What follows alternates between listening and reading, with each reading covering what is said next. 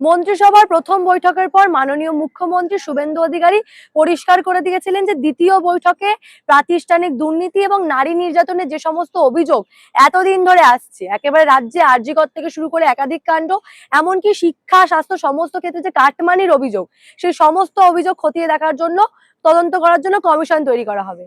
একেবারে 10 দিনের মাথায় সেই কথা মোতাবেক ইতিমধ্যেই কমিশনের কথা ঘোষণা করে দিয়েছেন শুভেন্দু অধিকারী।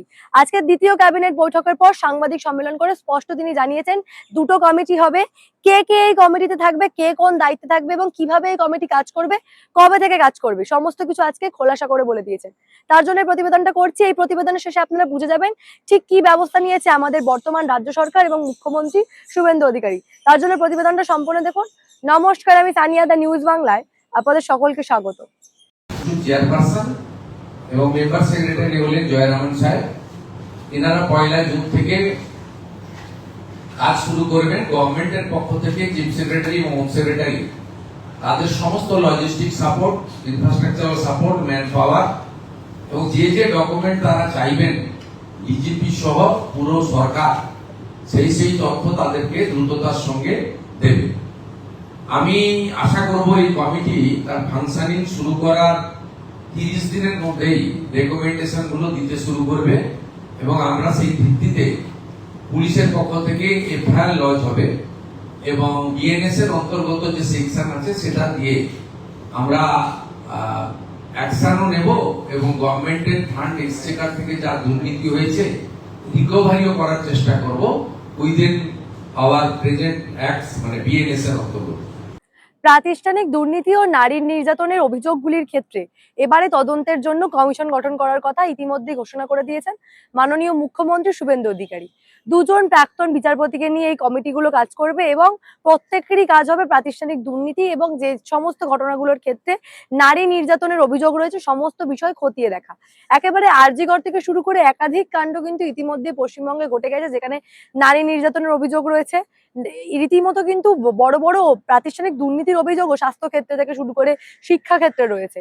ফলে সমস্ত কিছু এবারে খতিয়ে দেখার জন্য এই কমিটির কথা ঘোষণা করলেন শুভেন্দু অধিকারী। সরকার বদল হতে আবারও প্রত্যাবর্তন।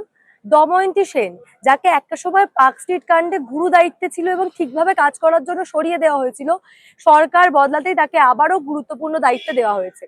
এবং একেবারে প্রথমেই যেমনটা আপনাদেরকে বলছিলাম যে নতুন যে যেমনটা কথা দেওয়া হয়েছিল সেই মোতাবেক নতুন দুটো কমিটি হয়েছে। একটা হচ্ছে প্রাতিষ্ঠানিক দুর্নীতি এবং আরেকটা হচ্ছে যারা ওই শিশুদের বা নারী নির্যাতনের যে অভিযোগ, সেই অভিযোগগুলো খতিয়ে দেখার জন্য দুটো আলাদা আলাদা কমিটি হয়েছে। সেই দুটো কমিটির ক্ষেত্রে সদস্য সচিব রয়েছে, সেই সদস্য সচিব পদেই এবারে আনা হলো দময়ন্তী সেনকে। মুখ্যমন্ত্রী জানিয়েছেন এই দুই কমিশনই আগামী 1 জুন থেকে তাদের কাজ শুরু করে দেবে। একেবারে প্রথম যে কমিশন অর্থাৎ প্রাতিষ্ঠানিক দুর্নীতির জন্য যে কমিশন তৈরি করা হয়েছে সেই কমিশনে কিন্তু মূল একেবারে হেডের দায়িত্ব পালন করবেন অবসরপ্রাপ্ত বিচারপতি বিশ্বজিৎ বসু এবং সেখানকার সদস্য সচিব করা হয়েছে আইপিএস কে জয়রামনকে। এছাড়া অন্যান্য আরেকটা যেটা কমিশন অর্থাৎ নারী নির্যাতনের ক্ষেত্রে যে কমিশন তৈরি করা হয়েছে নারী নির্যাতনের ঘটনার অভিযোগগুলো খতিয়ে দেখার জন্য, সেই কমিশনের যিনি একেবারে নেতৃত্ব দেবেন তিনি হচ্ছেন প্রাক্তন বিচারপতি সমাপ্তি চট্টোপাধ্যায়। অন্যদিকে সেখানকার সদস্য সচিব করা হয়েছে আইপিএস দময়ন্তী সেনকে।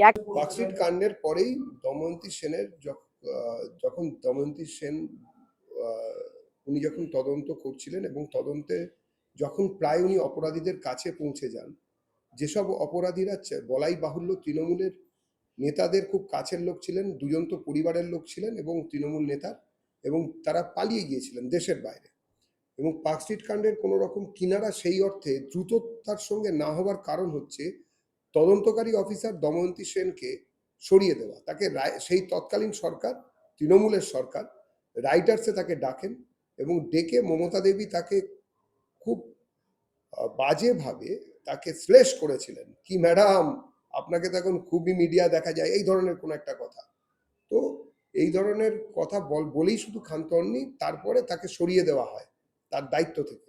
এবং এরপর থেকেই কলকাতা পুলিশ, রাজ্য পুলিশ সবারই মেরুদণ্ড একটু একটু করে ক্ষয়ে যেতে শুরু করে, তাদের মেরুদণ্ড খুলে নেবার কাজ চালিয়ে যেতে শুরু করে তৃণমূল কংগ্রেস।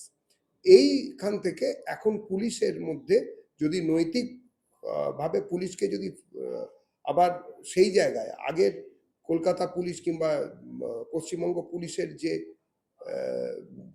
আগের যে সুনাম, সেই সুনামের জায়গাটাতে যদি ফিরিয়ে আনতে হয়, তাহলে যাদের ওপরে এই ধরনের অত্যাচার হয়েছে, যারা তদন্ত করতে চেয়েছিলেন নিরপেক্ষভাবে, যারা কখনো পুলিশ ওয়েলফেয়ারের নামে সাধারণ পুলিশ কর্মী এবং জনতাকে শোষণ করতে দৌড়ে যাননি, যারা বিভিন্ন সময়ে টাকা তুলে আদিগঙ্গার ধারে ওই পর্ণকুটিরে কিংবা ওই যে একটা শান্তি বলে কি বাড়ি আছে, সেই বাড়িতে পৌঁছতে চাননি, সেই সব পুলিশ কর্মীদের যারা সততার সঙ্গে সার্ভিসে আছেন তাদেরকে জায়গা মতন ফিরিয়ে আনবেন, এই কথা আমাদের মাননীয় মুখ্যমন্ত্রী বলেছেন। সেই অনুযায়ী কাজ হচ্ছে। মুখ্যমন্ত্রী আরো জানান যে এই কমিটিগুলির ক্ষেত্রে লজিস্টিক এবং পরিমাপগত রূপ দেওয়ার জন্য সাহায্য করবেন মুখ্য সচিব এবং স্বরাষ্ট্র সচিব। আপনারা প্রত্যেকে জানেন যে প্রথম মন্ত্রিসভার বৈঠক যেটা গত সোমবার হয়েছিল, তো সেই সোমবার থেকে প্রায় 10টা দিন কেটে গেছে এবং 10 দিন পর আবারও একটি মন্ত্রিসভার বৈঠক এবং তারপরে এই 10 দিনের মধ্যেই কিন্তু ঘোষণা করে দেওয়া হয়েছে এই দুই কমিটি। অর্থাৎ যেই দুই কমিটির কথা দেওয়া হয়েছিল এই প্রাতিষ্ঠানিক দুর্নীতি এবং নারী নির্যাতনের অভিযোগগুলির ক্ষেত্রে খতিয়ে দেখার জন্য কমিটি করা হবে, সেই মোতাবেক হাইকোর্টের অবসরপ্রাপ্ত বিচারপতিরা কিন্তু এই কমিটির সদস্য রয়েছেন এবং ইতিমধ্যেই কিন্তু ব্যবস্থা গ্রহণ শুরু হয়ে গেছে। খুব দ্রুত এই কমিটির কাজ শুরু হয়ে যাবে এবং যেমনটা তিনি কথা দিয়েছেন সেই কথা তিনি রেখেছেন এবং খুব দ্রুতই 1 জুন থেকে কমিটি কাজ করতে শুরু করবে।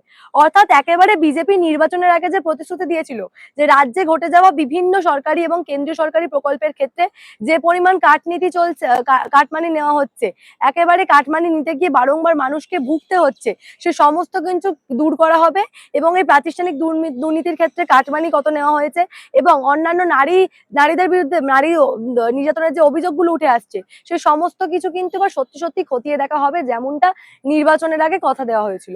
ঠিক সেই মোতাবেক ব্যবস্থা নিতে শুরু করেছেন মাননীয় মুখ্যমন্ত্রী শুভেন্দু অধিকারী। এখন দেখার বিষয় গোটা বিষয়টা কতটা ফলপ্রসূ হয়, অর্থাৎ বিজেপি কি নিজের দেওয়া কথা রাখতে পারে।